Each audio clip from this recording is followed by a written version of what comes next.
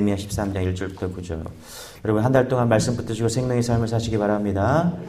느헤미야 13장 1절부터 9절까지 교독하도록 하겠습니다. 그날 모세의 책을 낭독하여 백성에게 들렸는데 그 책에 기록하기를 암몬 사람과 모압 사람은 영원히 하나님의 총회에 들어가지 못하리니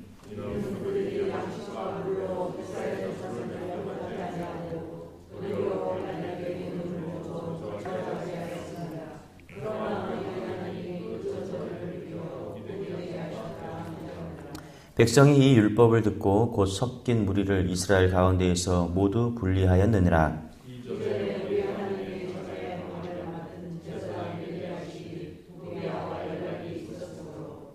도비아를 위하여 큰 방을 만들었으니 그 방은 원래 소재물과 유향과 그릇과 또 레위 사람들과 노래하는 자들과 문지기들에게 11조로 주는 곡식과 새 포도주와 기름과 또 제사장들에게 주는 거제물을 두는 곳이라.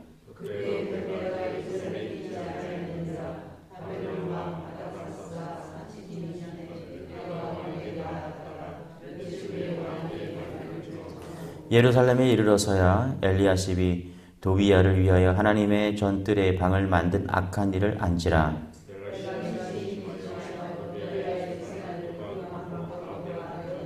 같이 읽겠습니다. 시작. 명령하여 그 방을 정결하게 하고 하나님의 전의 그릇과 소재물과 유향을 다시 그리로 들여 놓았느니라. 아멘. 여러분 느헤미야는 페르시아의 술 맡은 관원이었습니다. 그런데 자신의 나라인 유다에게 그 성전이 회파되었다는 소식을 듣게 됩니다. 그래서 왕에게 청하죠. 유다의 총독으로 나를 보내달라고. 그래서 남유다로 이제 갔다가 남유다에 와서 성벽을 재건하고 이제 그리고 성벽을 봉헌하죠. 그게 이제 12장의 모습이었죠. 여러분 기억하실 거예요, 그렇죠?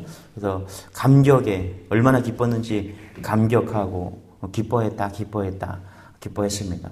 감격으로 이렇게 성전 봉헌을 하고요. 이제 어떻게 했습니까? 성전만 봉헌한 게 아니라 학사 에스라를 데려다가 성경을 가르치고, 그래서 성벽을 외적으로는 성벽을 재건했지만 내적으로는 신앙을 재건하면서, 그러니까 내외적으로 감격의 기쁨으로 그렇게 12장에서 성전 봉헌식을 했습니다. 그리고 이제 느헤미야는 페르시아로 돌아갑니다. 그가 이제 왕에게 약속했던 기한이 찼기 때문에 돌아갑니다. 그런데 이게 어찌된 일인지 페르시아에 다시 돌아간 그 느헤미야에게 이상한 소식이 들려오는 거예요. 어떤 소식이냐면 고국의 소식을 듣게 되는데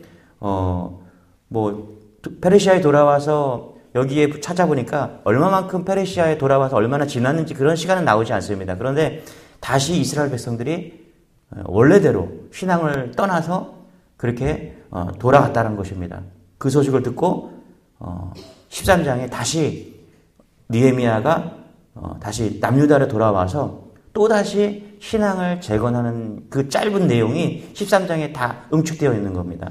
오늘 이 말씀을 통해서 여러분 신앙이 다시 또 재건되기를 소망합니다. 할렐루야. 신앙은요 날마다 개혁되어야 됩니다. 멈추면 안 돼요.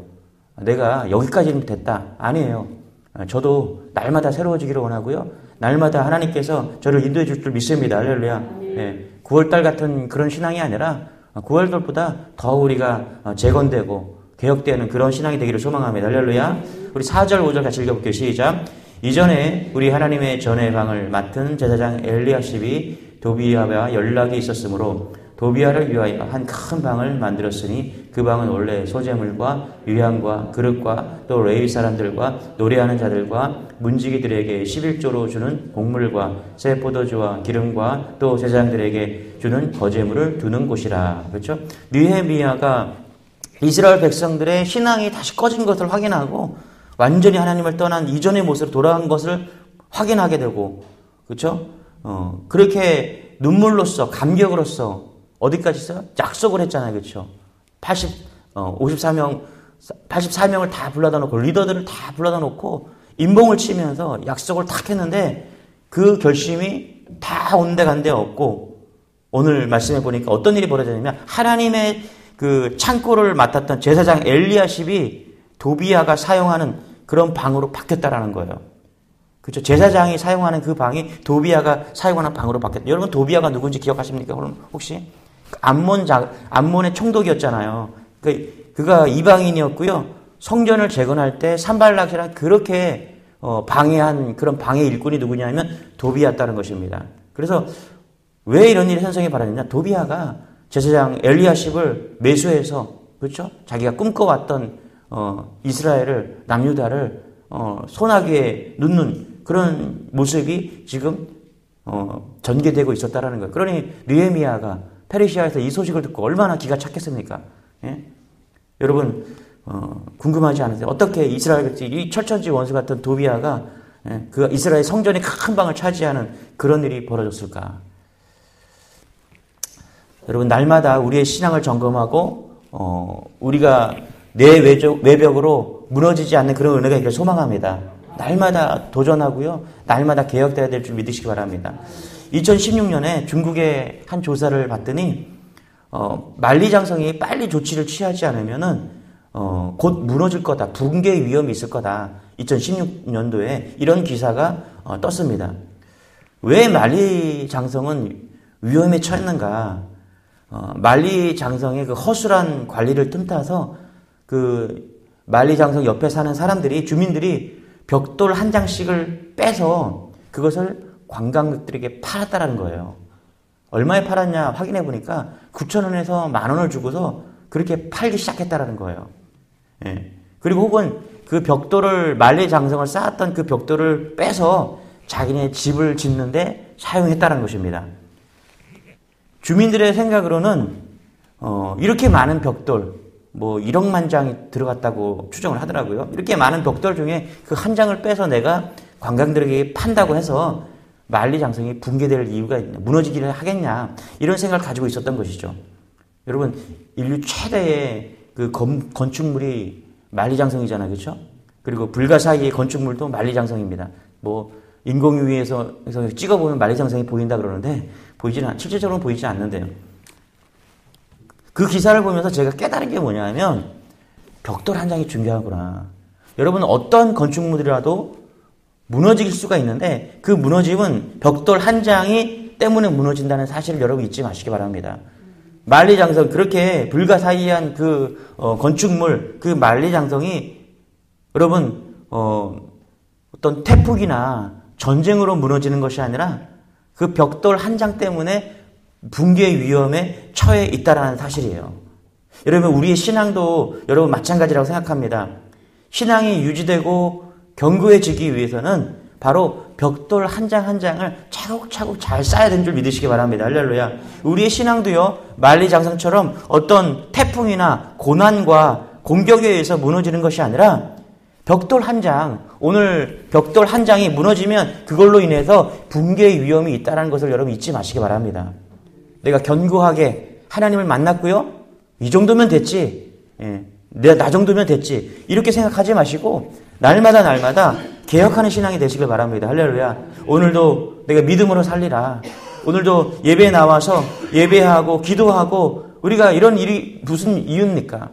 10월 한 달도 하나님께 맡기면서 월상 예배를 드리면서 감사헌금을 드리면서 거기에 기도 제목을 적는 이유가 무엇입니까? 내가 결단해야 돼요. 할렐루야. 예. 어제와 같이 내가 같지 않으리라.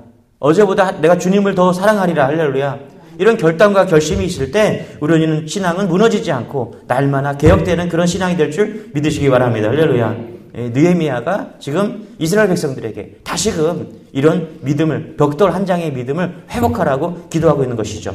우리 6절 7절입니다. 같이 시작. 그때에는 내가 예루살렘에 있지 아니하였느라 바벨론 왕 아닥사스다 32년에 내가 왕에게 나아갔다가 며칠 후에 왕에게 말미를 청하고 예루살렘에 이르러서야 엘리야십이 도비아를 위하여 하나님의 전뜰에 방을 만든 악한 일을 안지라. 그렇죠? 여기 이 느헤미야가 소식을 듣고 또다시 왕에게 말미를 청하는 거예요. 왕이시여 내가 돌아가서 다시 내가 우리 이스라엘에서 신앙을 재건하겠습니다. 이렇게 다시금 뜻을 정하고 있다는 것입니다. 만약에 여러분 한번 잘 보세요. 6절과 7절을 읽으면서 무슨 생각을 하게 됩니까, 여러분? 내가 다시 돌아가겠습니다. 왕이시여. 그렇죠? 그러면서 말미를 청하고 있는 모습을 보면서 6절과 7절을 설명하고 있는 것은 뭐냐면 느헤미야의 부재라는 거예요. 느헤미야가 이스라엘에 있었더라면 느헤미야가 없었기 때문에 이런 일이 벌어졌다라는 거예요. 여러분, 한 사람이 있었다면 없었던 일이 될 것이고요. 느헤미야 한 사람이 있었다면 허용되지 않는 일이 될 것입니다. 여러분, 느헤미야를 통해서 우리가 알아야 되는 것은 뭐냐면 믿음의 한 사람이 얼마나 많은 영향력을 끼치고 있는가는 거예요. 여러분, 우리 삶의 바운더리에는요, 우리가 만나고 직장에서 만나고 가정에서 만나고 친구를 만나고 친척을 만나고 여러분 다 따지고 보면 우리 주위에 약 50명에서 100명은 남아 있을 거예요. 더 활동량이 많은 사람은 뭐 몇백 명도 될 수 있고요. 여러분, 그런 사람들에게 내가 어떠한 영향력을 미치고 있느냐는 거예요. 만약에 여러분의 삶의 현장 속에서 느헤미야가 되지 않는다면 그것은 누가 지배하게 되었냐는 거예요. 그것은 뻔하죠. 도비야 같은 사람이, 그렇죠? 세상의 정욕과 욕심과 하나님과는 삶이 관계없는 그런 삶으로 우리의 만남과 내 바운더리는 그렇게 점령되고 말 것입니다. 여러분, 느헤미야 한 사람이 필요하다는 거예요. 느헤미야 같은 믿음의 한 사람이 없을 때 이스라엘이 무너졌던 것처럼 우리 삶에도 믿음의 한 사람이 우리가 되어야 될 줄 믿으시기 바랍니다. 모세를 한번 생각해 봅시다, 여러분. 모세가 시내산에서 하나님으로부터 십계명을 막 받는 영광의 순간에 산 아래 이스라엘 백성들은 무슨 일을 전해질렀어요? 우상숭배하면서, 그렇죠? 우상숭배에 취해 있었잖아요. 모세 한 사람의 부재로 인해서 엄청난 일이 벌어지고 있다는 거예요. 이스라엘 백성들은 두려움과 불안과 평안을 위해서 금송아지를 만들고 거기에 우상숭배하는 거예요. 왜 그런 일이 벌어졌어요? 모세 한 사람이 없었기 때문에 그래요. 모세 한 사람이 있었더라면 절대 일어나지 않을 그 일이 지금 산 아래에서 일어나고 있었다는 거예요. 여러분, 이 말씀은요, 우리가 뭐 슈퍼 히어로가 되자, 모세처럼 느헤미야처럼 슈퍼 히어로가 돼서 이스라엘을 구원하자, 이런 얘기가 아니라 오늘 우리에게 주시는 메시지는 뭐냐면 하나님이 우리에게 구별된 느헤미야가 되라는 거예요. 할렐루야. 내 삶의 바운다리에서 믿음의 한 사람이 필요하다는 거예요. 그 사람이 우리가 되어야 된다는 거예요. 내가 만나는 사람들, 직장, 가정, 누가 느헤미야가 될 수 있냐는 거예요. 저는 이 새벽에 말씀을 붙드는 여러분들이 느헤미야가 될 수 있음을 믿으시기 바랍니다. 여러분, 한 사람을 통해서 여러분이 서 있는 그곳에서 느헤미야 같은 부흥이 일어나야 될 줄 믿으시기 바랍니다. 거기서 뜨거워지고 거기서 사명감이 불타오르고, 그래서 여러분들을 보고 내가 믿음으로 살아야지, 믿음이 승리해야지, 여러분의 가정에서 그런 일이 벌어지길 소망합니다. 할렐루야. 여러분이 만나는 직장에서 사람들 속에서 저 사람 정말 믿음의 사람이구나, 이런 일이 불일들이 일어나서요, 복음의 그런 느헤미야 같은 그런 일들이 여러분을 통해서 이루어지길 소망합니다. 할렐루야. 이제 느헤미야가 정말 개혁을 시작합니다. 재개혁을 시작하는 거예요. 참 느헤미야도 대단한 사람이에요. 그렇게 하고 저 같으면 화가 났을 것 같아요. 내가 그렇게 12년 동안 가갖고 열심히 성벽을 재건하고 그렇게 인분까지 쳐갖고 했는데 이스라엘 백성들이 다시 신앙을 버리고 원래대로 돌아갔다면 얼마나 화가 났을 것 같아요. 그렇죠? 그런데 느헤미야는 정말 거룩한 분노를 통해서 다시 돌아가서 재건하기 시작합니다. 어떤 일을 먼저 했느냐? 우리 8절 9절 같이 한번 볼게요. 시작. 내가 심히 근심하여 도비야의 세간을 그 방 밖으로 다 내어 던지고 명령하여 그 방을 정결하게 하고 하나님의 전의 그릇과 소재물과 유향을 다시 그리로 들여 놓았느니라. 그렇죠? 느헤미야가 돌아와서 이스라엘로 돌아와서 성전으로 돌아와서 무슨 일을 하고 있어요? 공공의 적, 그렇죠? 도비야가 차지하고 있던 그 방, 그렇죠? 거기 성전이잖아요, 그렇죠? 거기 세간들을 방 밖으로 다 내다 던져버리고, 그렇죠? 열받은 거죠, 그렇죠? 그리고 명령에서 무슨 명령을 해요? 구절을 보니까 그 방을 정결하게 하고 하나님의 전의 그릇과 소재물과 유향을 다시 그리로 들여 놓았다라고 이야기를 하고 있습니다. 여러분 잘 보세요. 우리가 신앙이 개혁되기 위해서 다시 하나님의 전의 그릇과 소재물과 유향을 들어오기 전에 무엇을 해야 되냐면 8절에 보니까 세간의 모든 것, 도비할 것을 갖다 던져버렸다라는 거예요. 여러분, 이게 영적 원리예요. 갖다 던져버려야 돼요. 그래야 하나님의 것으로 채울 수가 있는 것입니다. 할렐루야. 여러분, 우리 신앙생활의 개혁이 일어나기 위해서는 내 뜻과 내 탐욕과 내 모든 것을 던져버려야 될 줄 믿으시기 바랍니다.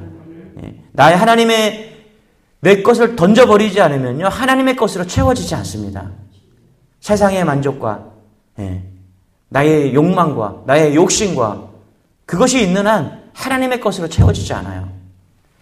세상의 동경과 만족을 품고 하나님의 앞에 기도해보세요, 여러분. 여러분, 세상의 만족과 세상 사람들이 다 추구하는 그런 가치관을 가지고 오늘 예배를 드려보세요. 그리고 하나님 앞에 기도해보세요. 하나님의 응답이 있는가?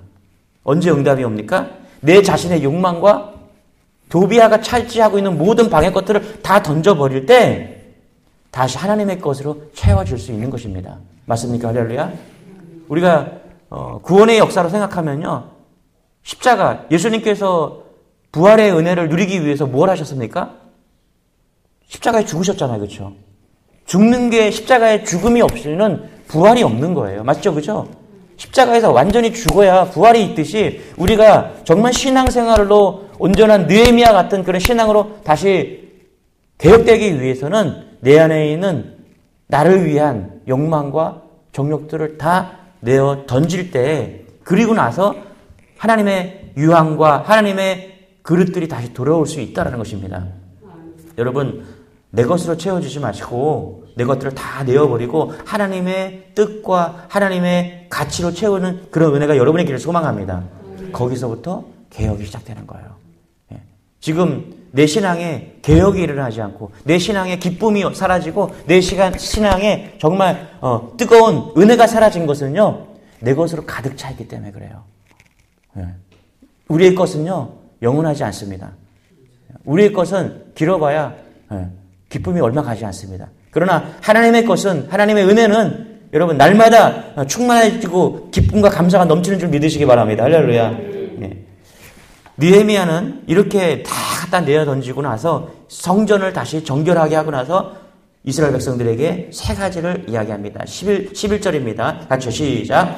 내가 모든 민장들을 꾸짖어 이르기를 하나님의 전이 어찌하여 버림되어 되었느냐 하고 곧 레위 사람을 불러 모아 다시 제자리에 세웠노라. 그렇죠? 레위 사람들을 다시 세웠다는 것은 전후좌우를 읽어보면 11조를 다시 드리고 재물을 다시 드리게 했다라는 거예요. 레위인들이 다 도망을 갔거든요. 제사장들이 다 갔어요. 뭐하러 갔냐? 돈 벌러 갔어요. 11조를 드리지 않으니까, 이스라엘 백성들이 11조를 드리지 않으니까 이 제사장들이 먹고 살 길이 없으니까 다 돈 벌러 간 거예요. 쿠팡하러 간 거예요. 이중직하러 간 거예요. 그래서 느헤미야가 다시 돌아와서 무슨 일을 시작했냐면 레위 사람들을, 제사장들을 다시 불러다가 앉히고 11조를 드리게 한 거예요. 첫 번째 11조, 두 번째 안식일입니다. 19절 시작. 안식일 전 예루살렘 성문이 어두워갈 때에 내가 성문, 19절 같이 다시 시작. 안식일 전 예루살렘 성문이 어두워갈 때에 내가 성문을 닫고 안식일이 지나기 전에는 열지 말라 하고 나를 따르는 종자 몇을 성문마다 세워 안식일에는 아무 짐도 들어오지 못하게 하였으므로. 그렇죠? 안식일을 또 지키게 하고요. 26절, 27절입니다. 같이 시작. 또 이르기를 옛적에 이스라엘 왕 솔로몬이 이 일로 범죄하지 아니하였느냐. 그는 많은 나라 중에 비길 왕이 없이 하나님의 사랑을 입은 자라. 하나님이 그를 왕으로 삼아 온 이스라엘을 다스리게 하셨으나 이방 여인이 그를 범죄하게 하였나니. 27절. 너희가 이방 여인을 아내로 삼아자 이 모든 큰 악을 행하여 우리 하나님께 범죄하는 것을 우리가 어찌 용납하겠느냐.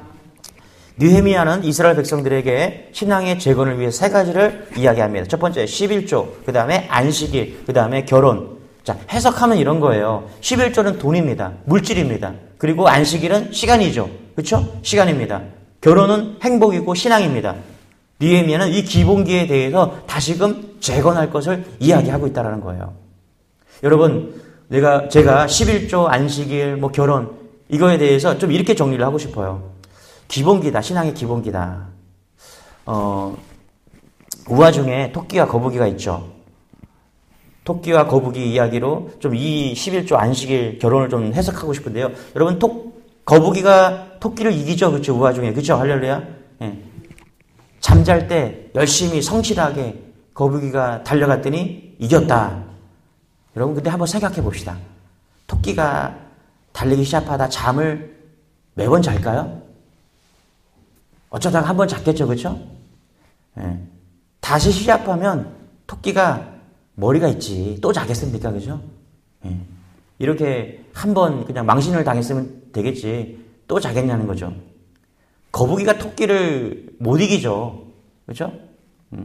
우화로서 그냥 뭐 열심히 하면 된다, 꾸준히 하면 된다. 요즘 이런 우화는 안 통해요. 옛날이나 그럴 수 있죠. 한번 생각해 봅시다, 여러분. 일단 거북이가 바다를 떠나서 땅에서 달리기 시작하는 게 교만이야, 제가 볼 때는. 그죠? 할렐루야. 거북이는 바다에서 경주를 해야죠, 그죠? 왜 땅에서를 합니까? 거북이에게 땅에서의 시합은 누가 주선했는지는 모르겠지만 거북이가 교만하거나 바보였다는 거죠. 바다에 살아야 될 존재가 괜히 육지로 올라와서 죽어라 노력을 해서 열심히 경주를 해서 왜 땅에 올라와서 그러는 거지. 누가 그 우화를 썼는지 좀, 그죠? 여러분, 우화를 읽으면서 그런 생각을 안 해봤어요? 저 거북이는 왜 땅에 올라와서 저 경주를 하고 있는지 저는 그런 생각을 좀 했답니다. 여러분, 거룩하니까 하나님이 거북이 그렇게 하라고 만든 게 아니라 창조 원리를 잘 보세요. 거북이는 바다에서 살아야 돼, 그죠? 바다에서 경주를 해야 됩니다. 맞습니까? 바다에서는 수영을 물고기 수준으로 잘하는 게 거북이에요. 그래서 바다에서 경주하자 그러면 토끼는 게임이 끝나는 거예요. 토끼는 땅에 살지만 물에 들어가면 죽으니까. 그래서 교만하고 교만한 거북이에게 뭘 가르쳐야 되냐면 너 열심히 살아야 돼. 너 열심히 성실히 뛰어야 돼. 쉬지 말고 뛰어야 돼. 그런 거를 가르치면 안 되고 너의 경기장은 바다야. 그렇죠? 할렐루야. 이거를 가르쳐야 돼요. 그렇죠?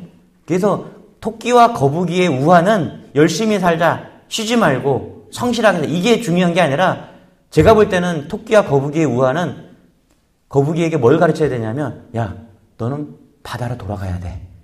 너의 무대는 바다야. 이거를 가르쳐야 된다는 거예요. 그게 기본이라는 거예요. 저는 신앙생활에도 마찬가지라고 생각합니다. 11조 돈, 안식일은 시간이죠. 결혼은 행복이에요. 돈 많아봐야 하루아침에 벼락부자 돼봐야 저는 그런 사람 많이 봤어요. 돈 때문에 무너지는 사람 엄청 많이 봤습니다. 신앙생활 하잖아요. 여러분, 돈이 많은 게 결코 행복이 아닙니다. 갑자기 돈 많이 들어와서 벼락부자 되는 가정들은요, 다 위험해집니다. 정말 기도가 나옵니다. 망가지는 걸 많이 봤기 때문에.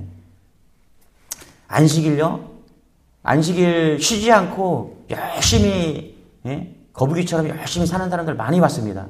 그래서 신앙을 떠나서 주일날도 일하고 이런 사람들 많이 봤습니다. 그런 사람들 건강 무너지고요. 돈 열심히 벌어갖고 가정 무너지고 그런 사람들 많이 봤습니다. 제 말이 틀립니까? 하나님이 쉬라고 할 때 쉬어야 돼요. 11조 하나님께 드리라고 할 때 드려야 됩니다. 할렐루야. 결혼요? 믿는 자와 결혼해야죠. 믿는 자와 결혼하지 않으면 어떤 일이 벌어집니까? 평생 몸은 같이 살지만 마음은 늘 따로해요. 이게 뭐예요? 열심히 살아도 성실하게 살아도 되는 게 아니라 우리는 어디로 가야 돼요? 바다로 가야 된다는 거예요. 우리는 거북이거든요. 우리가 열심히 산다고 성실하게 산다고 여러분 그런 우화를 쫓아가는 게 아니라 우리는 어디로 가야 돼요? 우리는 그리스도인이라는 거예요. 바다로 가야 된다는 거예요. 하나님께로 가야 된다는 거예요. 할렐루야. 모든 것을 하나님께 맡기고 전적으로 하나님께 신뢰할 때 하나님의 인도를 받을 때 하나님이 우리의 인생을 책임져 주신다는 거예요.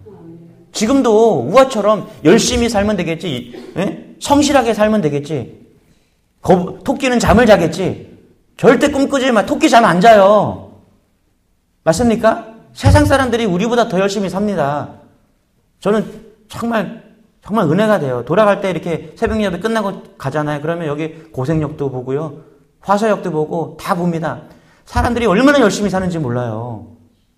세상 사람들도요. 열심히 삽니다. 성실하게 삽니다. 죽으라고 해요. 세상 사람들이 주일날도 멈추지 않고 돈 벌으려고 열심히 삽니다. 여러분 보세요. 열심히 산다고 성실하게 산다고 되는 게 아니라 바다로 돌아가야 돼요. 할렐루야. 신앙의 기본기를 회복하고 우리가 누군지 깨달아야 돼요. 이스라엘 백성들은 지금 그걸 잃어버린 거예요. 그래서 느헤미야가 11조를 통해서 안식일을 통해서 결혼을 통해서 무엇을 가르쳐주고 있냐면 너희들은 바다로 돌아가야 돼. 열심히 산다. 최선을 다해. 성실하게 산다. 그런 걸로 되는 게 아니라 너희들은 하나님의 백성이야. 하나님께로 돌아가야지. 그게 중요하다는 것을 지금 가르쳐주고 있는 것입니다. 여러분, 우리는 세상에서 경주하는 사람들이 아닙니다. 할렐루야. 바다로 가야 돼요. 할렐루야. 우리 그리스도인입니다. 오늘 이것을 명심하고 이 한 달 여러분의 열심도 중요합니다. 여러분의 최선도 중요해요. 그러나 우리의 무대는 바다가 될 줄 믿으시기 바랍니다. 할렐루야. 하나님께 전적으로 맡기고 무엇을 열심히 해야 돼요? 하나님께 예배하십시오. 할렐루야. 기도하십시오.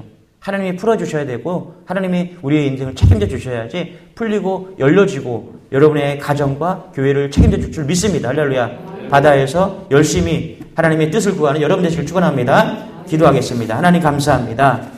예배로 하루를 한 달을 시작하게 하시니 감사합니다.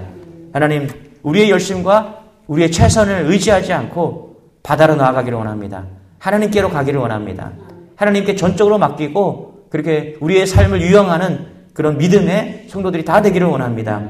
붙들어 주시고 인도하여 주시고 책임져 주셔서 우리 예배로 나아가는 바다로 나아가는 믿음을 가지고 바다로 나아가는 우리 성도들 가정과 교회 위에 하나님께서 놀라운 은혜로 책임져 주옵소서. 기도 제목을 올려드립니다. 하나님 다 기도하여 주시고 응답하여 주셔서 간증하고 역사하는 그러한 10월이 될 수 있도록 하나님 은혜를 더하여 주옵소서.